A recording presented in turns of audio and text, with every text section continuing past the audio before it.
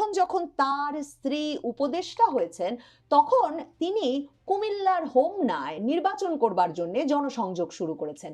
আমি জুন মাসে আপনাদের কাছে এই প্রশ্ন তুলে ধরেছিলাম যে যিনি একটা গার্মেন্টস কারখানার নির্বাহী পরিচালক হিসেবে চাকরি করছিলেন ২০১৪ সালেও, এবং যার স্ত্রী সে সময় সংবাদ মাধ্যমের সামনে স্পষ্টতই বলেছিলেন যে তাদের কোনো এমন টাকা পয়সাও নেই, আর তার স্বামী একজন খুবই সাধারণ মানুষ, কাজেই তার স্বামীকে তার কার্যক্রমের জন্য নিশ্চয়ই অপহরণ করা হয়নি। অপহরণ করা হয়ে থাকতে পারে পরিবেশ বিষয়ক অ্যাক্টিভিজমের সঙ্গে জড়িত পরিবেশ বিষয়ক আইনজীবী রিজওয়ানা হাসানের নিজের কাজের জন্যে।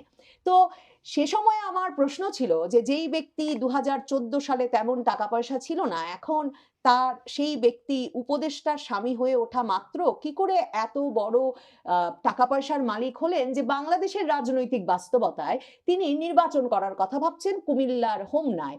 এবং শুধু তাই নয়, তিনি বিভিন্ন জায়গায় জনসংযোগ করছেন, সভা সমিতি করছেন, দান খয়রাত করছেন, এবং আহ, এলাকায় যে পোস্টার ফেলা হয়েছে সেই পোস্টারে বলা হচ্ছে যে বিশিষ্ট ব্যবসায়ী এবি সিদ্দিককে কুমিল্লার হোমনাবাসী প্রার্থী হিসেবে দেখতে চায়। তো আমার প্রশ্ন ছিল, উপদেষ্টার স্বামীও হয়ে উঠলেন এবং একই সঙ্গে কি করে একজন চাকরিজীবী বিশিষ্ট ব্যবসায়ীও হয়ে উঠলেন?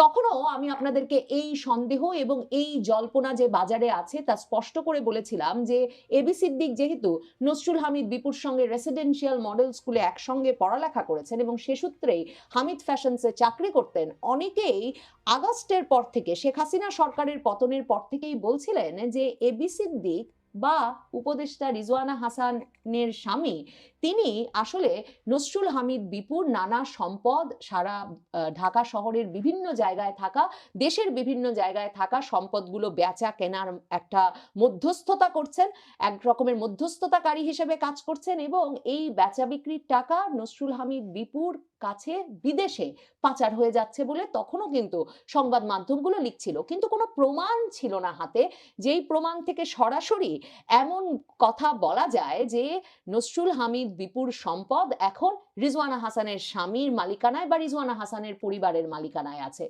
দেখুন, এপ্রিল মাসে কিন্তু বাংলাদেশে ইত্তেফাকে, বণিক বার্তায়, বাংলা নিউজ 24-এ এই খবর ওঠে যে সম্পত্তি বেচতে বিভিন্ন দিকে ক্রেতা খুঁজছেন নসরুল হামিদ বিপু, তার তরফে বিভিন্ন জনে মধ্যস্থতা করছেন, এবং বণিক বার্তার ওই খবরটিতে তখন স্পষ্টতই লেখা হয় যে নসরুল হামিদের পৈতৃক ব্যবসা ছিল জমি বেচাকেনা তথা রিয়েল এস্টেটের, কিন্তু তাদের পারিবারিক প্রতিষ্ঠান হচ্ছে হামিদ গ্রুপ, আর এই গ্রুপের অধীনেই আছে Hamid real estate construction limited, Hamid construction limited, Delco business associate limited, এমন সহ হামিদ ফ্যাশন লিমিটেড, মানে যেখানে ২০১৪-তে চাকরি করতেন এবি সিদ্দিক, এবং হামিদ সোয়েটার লিমিটেড সহ আরো অনেকগুলো প্রতিষ্ঠান।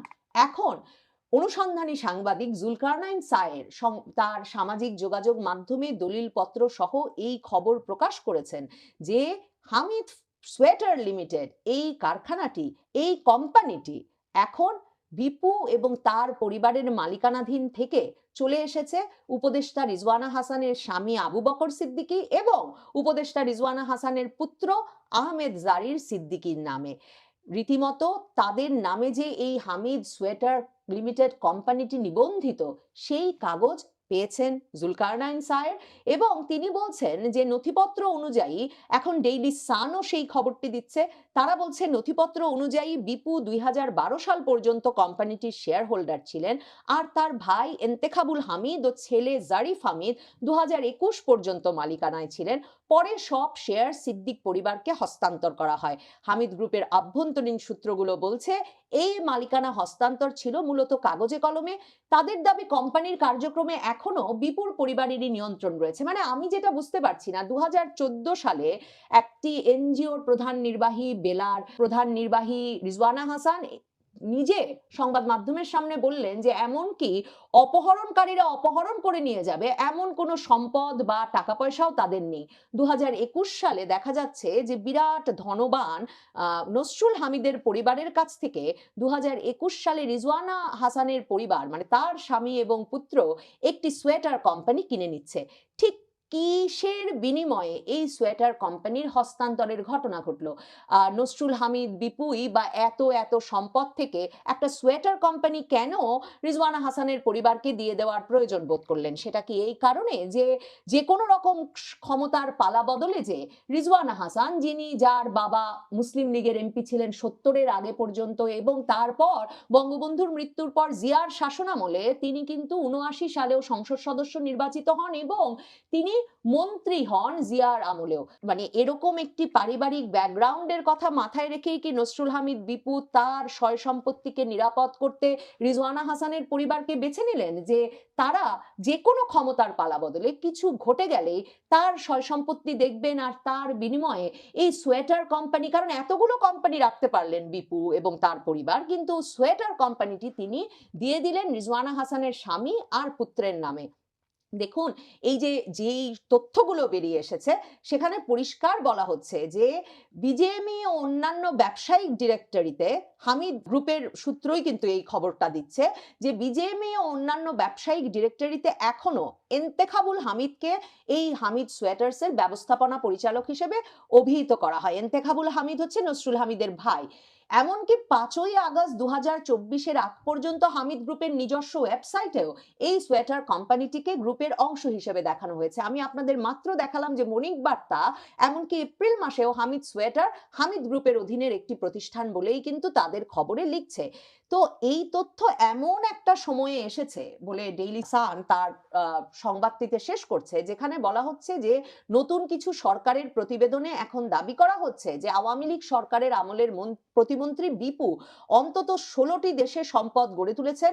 দুর্নীতি দমন কমিশন জানিয়েছে তার সঙ্গে সংশ্লিষ্ট ৯৮টি ব্যাংক অ্যাকাউন্টে প্রায় ৩,১৮১ কোটি টাকার সন্দেহজনক লেনদেনের প্রমাণ পাওয়া গেছে। বাংলা নিউজ 24 এর এক অনুসন্ধানেও দাবি করা হয়েছে ২০২৪ সালের আগস্ট থেকে ২০২৫ সালের মার্চ পর্যন্ত, মানে সরকার পতনের পর, সাবেক এই মন্ত্রী প্রায় ১,০০০ কোটি টাকা বিদেশে পাচার করেছেন, যেগুলো ছিল অপ্রকাশিত সম্পদের অংশ।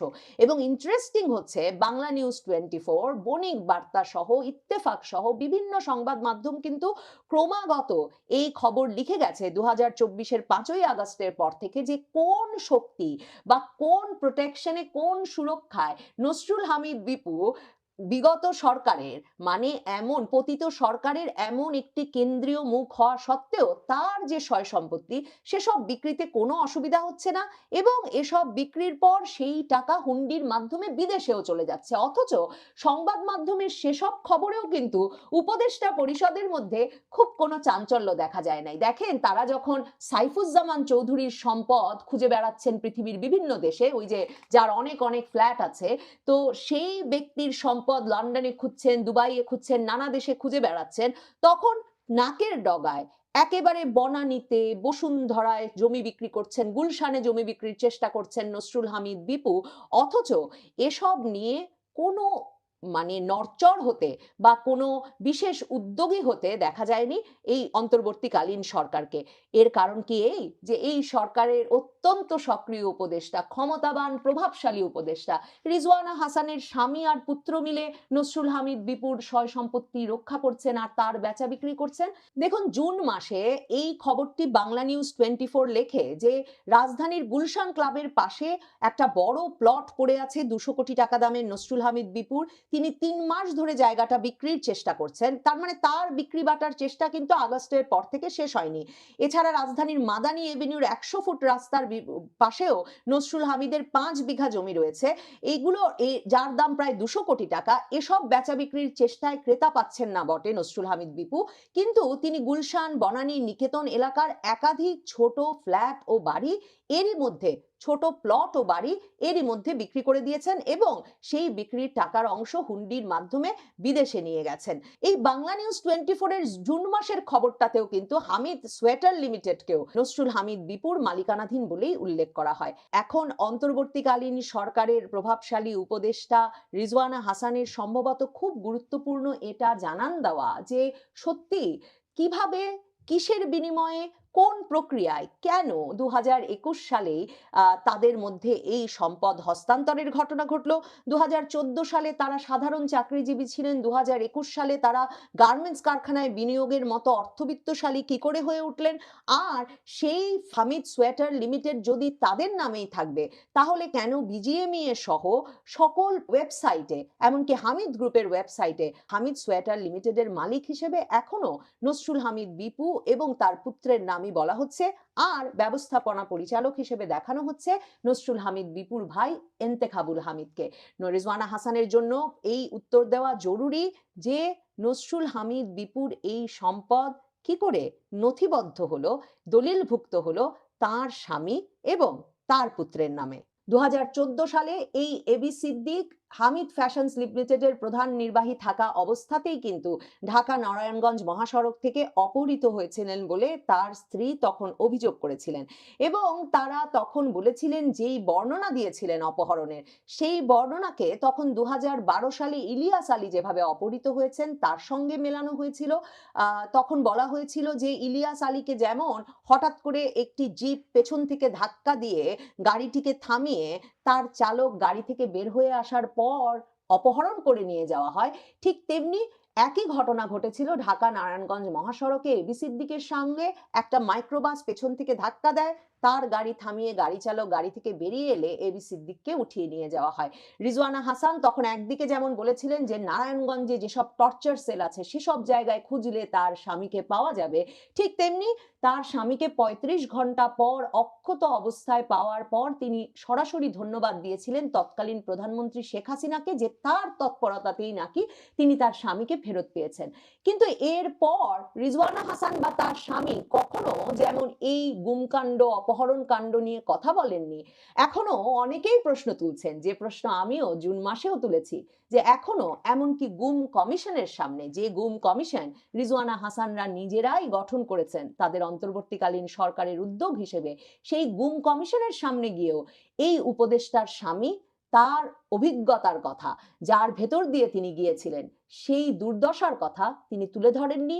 কারা ছিল তার অপহরণের পেছনে, সেই অপহরণ কাণ্ডের রহস্য ভেদ করতে উদ্যোগী হননি রিজওয়ানা হাসান এবং এবি সিদ্দিক। রিজওয়ানা হাসান এবং এবি সিদ্দিক ব্যস্ত আছেন নসরুল হামিদ বিপুর সম্পদ পাহারা দেওয়ায়, সেসব সম্পদ বেচা বিক্রিতে এবং সেই অর্থ মালিকের কাছে পাঠানোর বিষয়ে। রিজওয়ানা হাসানের স্বামী ব্যস্ত আছেন কুমিল্লার হোমনায় জনসংযোগের কাজে, রাজনৈতিক প্রচারণার কাজে, কারণ তিনি প্রস্তুত হচ্ছেন আগামী নির্বাচনে অংশ নিতে এবং এমপি পদে নির্বাচিত হয়ে আসতে। কাজেই উপদেষ্টা রিজওয়ানা হাসানের কাছে এমন অনেক প্রশ্নের উত্তরই সম্ভবত সাধারণ মানুষ খুঁজছেন। তবে এত এত শত কোটি হাজার কোটি টাকা লুটপাটের গল্প রিজওয়ানা হাসানদের সরকারের এই আমলে সকলেই যখন বিনা জবাবদিহিতায় এই টাকা বানানোর মেশিনের অংশ হিসেবে বিভিন্নভাবে টাকা বানিয়েই যাচ্ছেন, তখন সম্ভবত ফ্যাসিস্ট সরকারের একজন প্রতিমন্ত্রীর সম্পদ নিজের নামে নিয়ে নেওয়া আর সেসব সম্পদ বেচা বিক্রিতে জড়িত থাকা, একে খুব বড় কোনো অপরাধ হিসেবে আশা করি বিষয়টি বুঝতে পেরেছেন। এ নিয়ে আপনার গুরুত্বপূর্ণ মন্তব্যটি অবশ্যই কমেন্ট বক্সে জানিয়ে দিবেন। ধন্যবাদ।